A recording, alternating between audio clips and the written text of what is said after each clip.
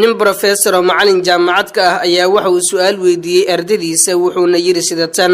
haddii adigoo haysta $86,400 oo dollar uu qofku ka xado $10 ama uu kala cararo miyaad eryan lahayd ama aad bursan lahayd adigoo gacanta ku haysta inta ku hartay oo ah $86,390 ama waad iska deyn lahayd oo lacagta inta ku harta ayaad xafidan lahayd dhammaan ardaydii waxay ku jawaabeen waan iska dhaafi lahaa oo waxaan ilaashan lahaa $86,390